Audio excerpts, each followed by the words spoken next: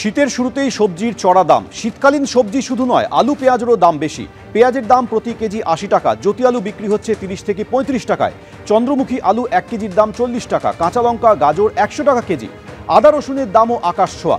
আনাজপাতির দাম বাড়ায় মধ্যবিত্তের পকেটে টান পড়েছে। যোগান কম, তাই দাম বেড়েছে দাবি বিক্রেতাদের। এদিকে এদিন মানিকতলা বাজারে হানা দেয় রাজ্য সরকারের টাস্কফোর্স।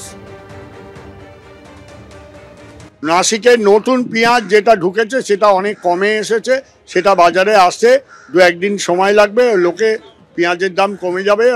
মানুষ প্রাকৃতিক দুর্যোগের কারণে এবারে অনেকটা ব্যাহত হয়েছে, তা আস্তে আস্তে আমরা বলছি যে এটা ধীরে ধীরে কমবে।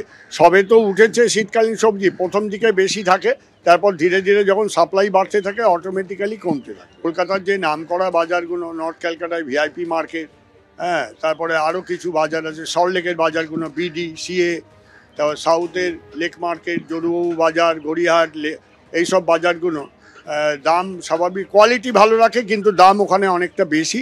তার জন্য আমরা ওগুলো ভিজিট করছি এবং আমরা চেষ্টা করছি লোকাল থানাকে সঙ্গে নিয়ে এটাকে এনফোর্স করার জন্য। বাজারে টাস্কফোর্স থাকলে দাম কমছে, চলে গেলে যে কেসেই দাবি ক্রেতাদের। জিনিসপত্রের দাম অনেকটাই যতটা প্রয়োজন ততটা নিচ্ছি না, একটু কম কম করে নিচ্ছি। হ্যাঁ, কমিয়ে দিচ্ছি, নিশ্চয়ই কমিয়েছি। 1 কেজি পেঁয়াজের জায়গা ধরুন 700 নিচ্ছি, এরকমভাবেই চলছে। সব কিছুরই দাম বেশি। আলু পেঁয়াজ তো দেখছি এক জায়গায় থেমে রয়েছে, আলু পেঁয়াজটা এক জায়গায় থেমে রয়েছে। 35 টাকায় তো আলু কিনলাম, 80 টাকা পেঁয়াজ কিনলাম।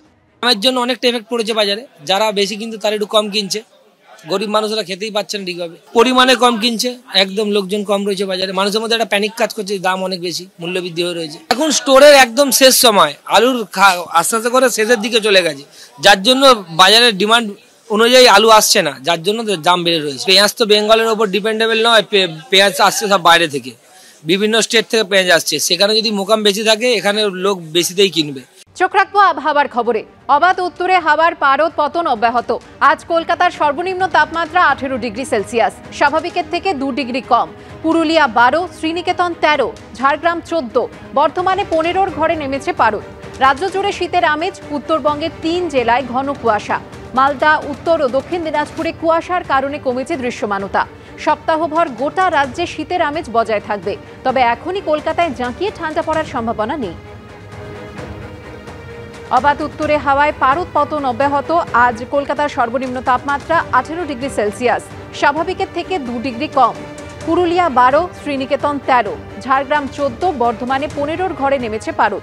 রাজ্য জুড়ে শীতের আমেজ। উত্তরবঙ্গের 3 জেলায় ঘন কুয়াশা। মালদা, উত্তর ও দক্ষিণ দিনাজপুরে কুয়াশার কারণে কমেছে দৃশ্যমানতা। সপ্তাহভর গোটা রাজ্যে শীতের আমেজ বজায় থাকবে, তবে এখনই কলকাতায় জাঁকিয়ে ঠান্ডা পড়ার সম্ভাবনা নেই।